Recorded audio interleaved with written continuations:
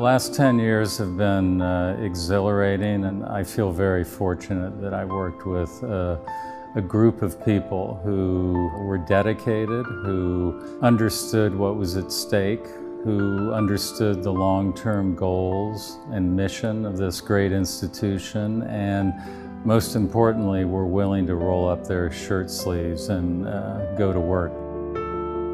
Probably the biggest hurdle with this project was getting people to understand and accept the necessity of change. As you know, we have great collections.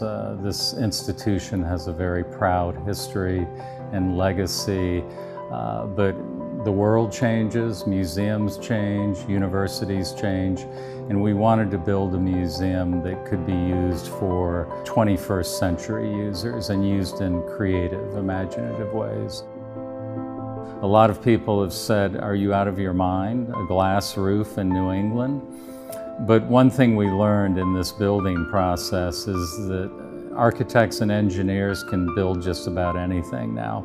Even though it looks rather elegant and light, it has a kind of filigree quality to it, it's very robust, it's very strong. It's probably the strongest part of the building. And in many ways, it's a kind of lens through which people look at works of art in this building. So for once, something that you plan and talk about actually turns out that way. When I walk into the building now, I actually have begun to view it as a kind of giant transparent classroom. And that's one thing that our architect Renzo Piano brought us. It's now a much more open and light-filled space. We didn't want people to walk in feeling you have to have an advanced degree to walk through these spaces. We wanted it to be more open, accessible, dynamic, and clearly connected to what happens here at Harvard in terms of not just the curricular life or the cognitive life of the university, but also the social life of the university. And walking through the courtyard, it's now pretty clear that that really is a kind of new public space on the Harvard campus.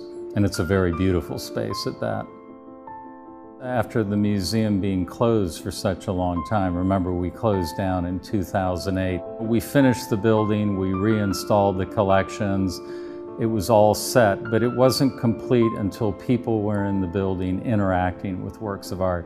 It was almost like we put new blood in the building by bringing people back into this space. So it's been a kind of shock for us to see not simply how well it works, but people looking at works of art in new and different ways.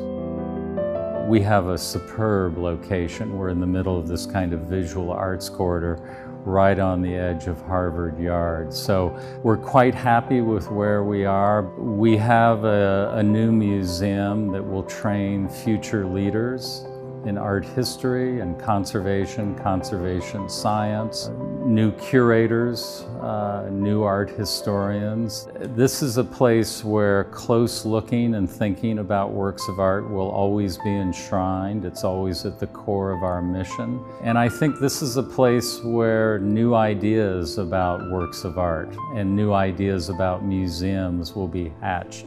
We're a museum with collections of world importance.